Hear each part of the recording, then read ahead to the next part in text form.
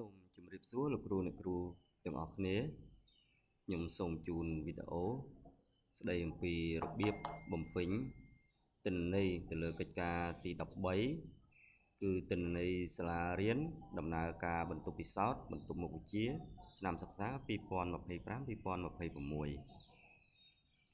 អញ្ចឹងបន្ទាប់ពីលោកគ្រូអ្នកគ្រូបើកទៅលើ link កិច្ចការទី13ហ្នឹងជំហានដំបូងនៅស៊ីតទំព័រដើមសូមលោកគ្រូអ្នកគ្រូអាននៅសម្គាល់ខាងក្រោមដែលជាសេចក្តីពន្យល់សម្រាប់ការបំពេញទិន្នន័យនៅក្នុងស៊ីតផ្សេងទៀតអញ្ចឹងខ្ញុំសូមលើកឧទាហរណ៍ការបំពេញទិន្នន័យរបស់សាលាអនុវិទ្យាល័យជ្រោយតាកែវអញ្ចឹងនៅទំព័រដើមនេះកន្លែងដែលលោកគ្រូអ្នកគ្រូត្រូវបំពេញគឺនៅកន្លោនពណ៌លឿង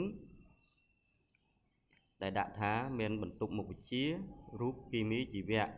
0ស្មើមិនមែន1ស្មើមែនអញ្ចឹងនៅកន្លែងត្រង់នេះ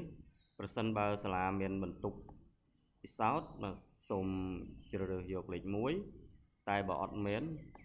សូមយកលេខ0អញ្ចឹងនៅអនុវិទ្យាល័យជ្រោយតាកែវនេះអត់មានបន្ទប់ពិសោធន៍គឺខ្ញុំជ្រើសរើសយកលេខ0បន្ទាប់មកទៀតសូមមកបំពេញទិន្នន័យនៅស៊ីតលេខ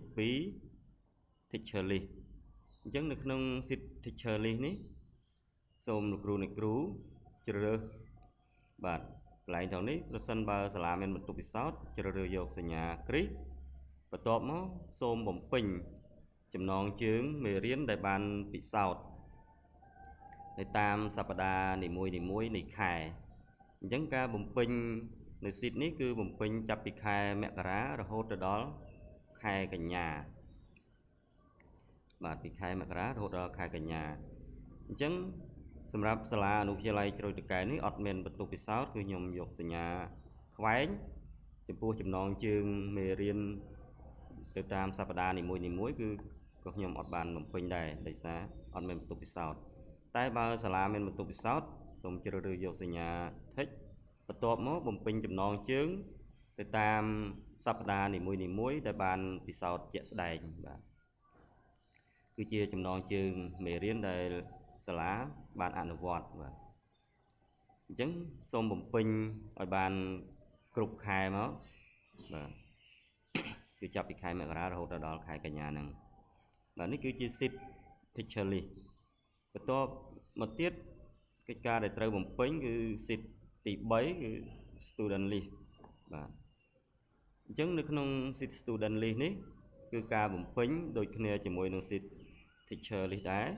គឺបំពេញចាប់ពីខែមករារហូតដល់ខែកញ្ញាអញ្ចឹងដូចគ្នាអញ្ចឹងប្រសិនបើសាលាបានអនុវត្តបន្ទប់ពិសោធន៍នៅសប្តាហ៍នីមួយៗនេះសូមជ្រើសរើសយកសញ្ញា tick ហើយសូមជ្រើសរើសឲ្យបានគ្រប់សិស្សទាំងអស់បានន័យថាសាលាមានសិស្សចំនួនប្រមាណអ្នកបាទសូមលោកគ្រូអ្នកគ្រូបំពេញឲ្យបានគ្រប់សិស្សទាំងអស់បើសិនជាអនុវត្តបន្ទប់ពិសោធន៍សូមយកសញ្ញា tick រួចហើយលោកគ្រូអ្នកគ្រូ copy ផាសឲ្យគ្រប់ចំនួនសិស្សទាំងអស់ទៅតែដូចសាលាខ្ញុំនេះអត់មានបន្ទប់ពិសោធន៍គឺខ្ញុំយកសញ្ញាខ្វែងបន្ទាប់មកខ្ញុំ copy ផាសគ្រប់ខែទាំងអស់បាទអញ្ចឹងបំពេញឲ្យបានគ្រប់ខែទាំងអស់មកចាប់ពីខែមករារហូតដល់ខែកញ្ញាហើយគ្រប់សប្តាហ៍ដែលមានសប្តាហ៍ទី1ទី2ទី3ទី4បាទពេញអស់ហ្នឹងមកអញ្ចឹងកិច្ចការដែលគ្រូត្រូវបំពេញគឺមានតែ3 sheet ហ្នឹងគឺ sheet ទំព័រដើម sheet ទី2 teacher list និង sheet ទី3 student list អញ្ចឹងបន្ទាប់ពីលោកគ្រូបំពេញបានប៉ុណ្ណឹងប្រព័ន្ធនឹងលោតថាមានទិន្នន័យបាទមានទិន្នន័យ 100% បាទអញ្ចឹងវីដេអូហ្នឹងមានតែប៉ុណ្ណឹងអញ្ចឹងសូមលោកគ្រូអ្នកគ្រូទាំងអស់ចូលរួមបំពេញនៅកិច្ចការទី13នេះឲ្យបានគ្រប់គ្នាទាំងអស់បាទសូមអរគុណសូមជម្រាបលា